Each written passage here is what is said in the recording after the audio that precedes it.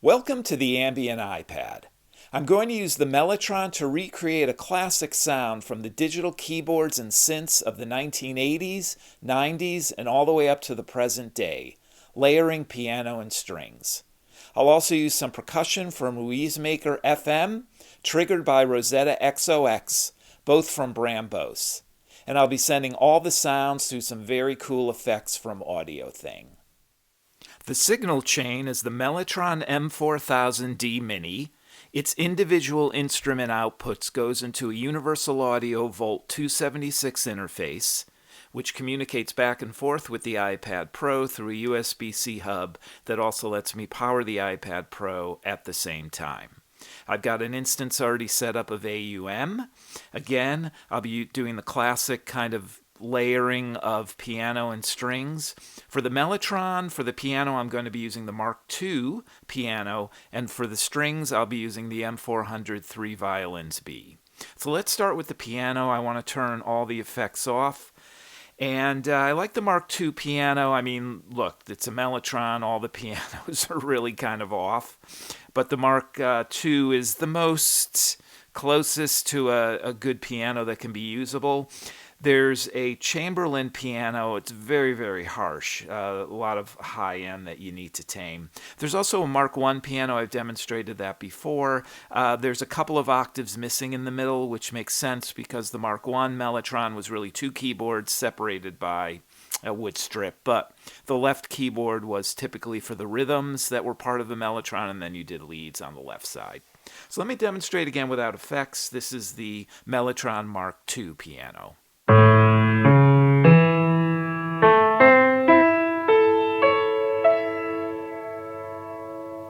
I do have that slightly panned to the left.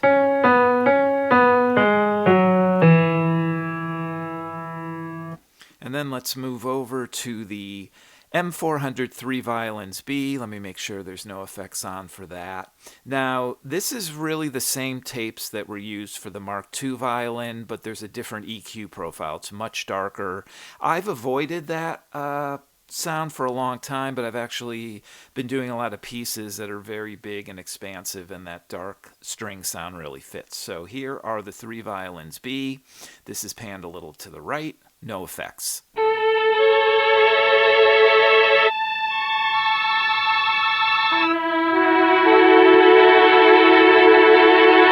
And now let's layer the 2 sounds. Again, no effects.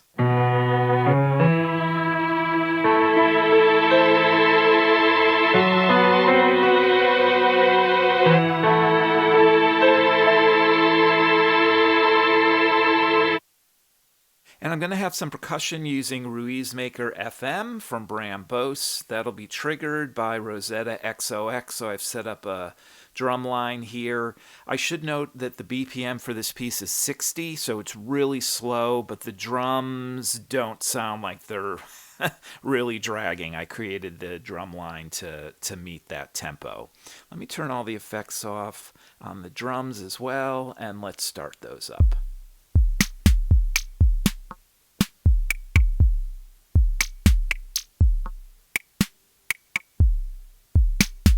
All right.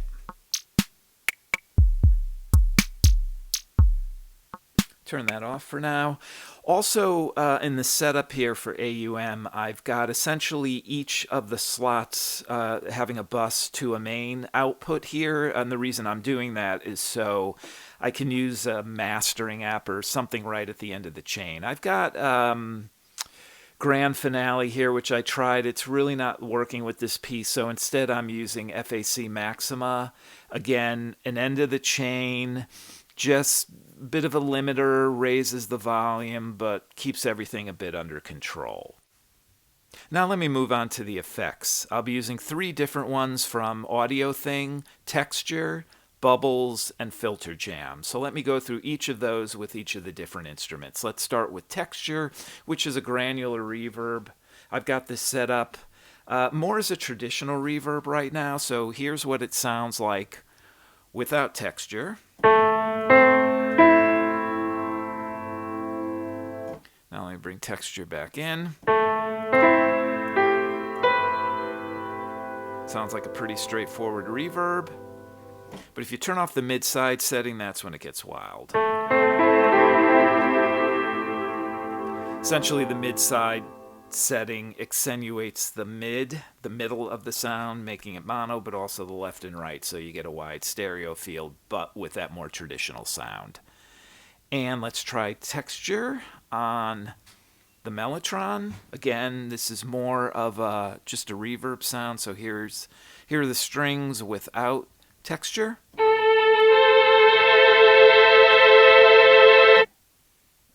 Turn texture on.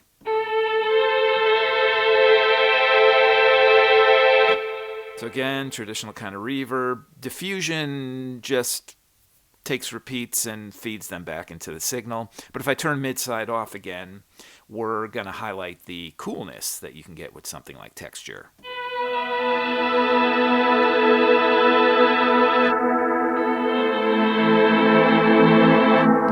Back with the mid-side setting on, and we're back to a more traditional sound. All right, and we've got one more instance of texture, which is Ruismaker. Turn that on. This again, just trying to do a traditional reverb with this.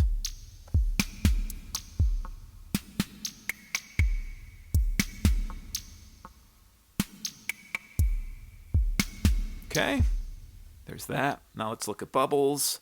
So let me turn texture off for all of these, and let's do bubbles for the piano. So this is bandpass delay. There's some pitch shifting in there too. It's a little more complex than texture. Best if I just demonstrate it. So here we go with the piano sound. No bubbles. And then let's add bubbles in.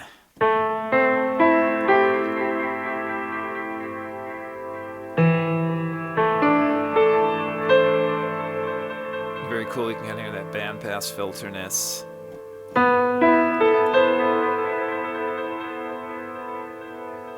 Just kind of everything starts to muddle up at the end there. That's why I call this patch accumulator. Let's move over to the strings and the same thing. So here is bubbles without, this is the 3 violins B from the M400 without bubbles. And now let's turn bubbles on.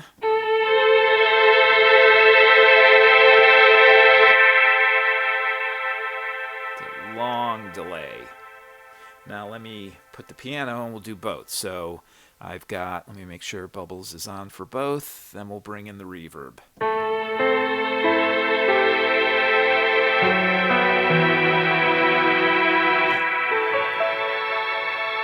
So you still have that, pure sound in there, but bubbles quickly overtakes.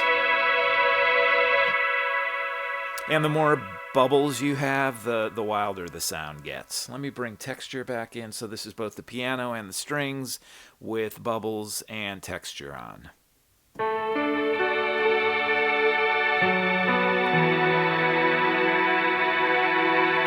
Let me demonstrate what happens when you take turn that mid and side switch off, and it gets a bit weirder and cooler.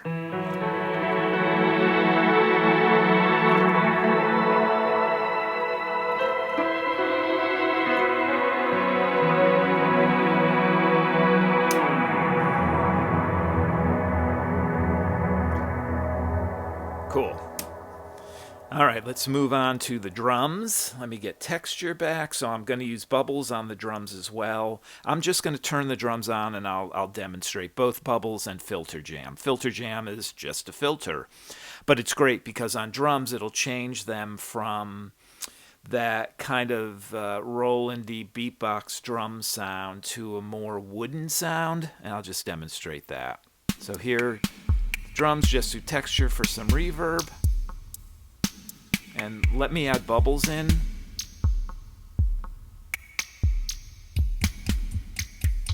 This one I set up so I just call this on and on. It's just got a very long tail, but that adds to the rhythmic. And then if I turn on FilterJam, just you get that Kind of more of that 8080 CR-78 sound. Let me turn bubbles off. Back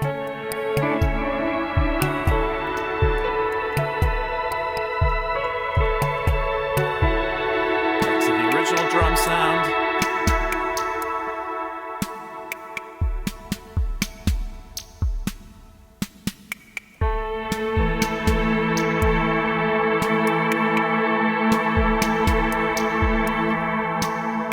So that's the setup. It's, I really want to highlight the AudioThing effects. They're very cool. A lot of these were desktop apps, and AudioThing has been porting some of them to iOS and iPad OS, and they just don't take up much CPU at all. I mean, when I have everything going here, and let me actually just turn everything on and get that in there and just play some notes. So the DSP, I'm not using more than 16% of the CPU. If this was an apeMatrix, and I have done some AudioThing effects in apeMatrix, I'm up to 40-50%. So AUM is very, very optimized for the iPad. Again, not really breaking that 16, so... All right, let me have that go on in the background. I'm going to reset everything. Not really sure what the jam's going to be. It will be an E major, and I'll do some piano, some strings, bring the drums in and out, the typical deal. All right, let me give this a try.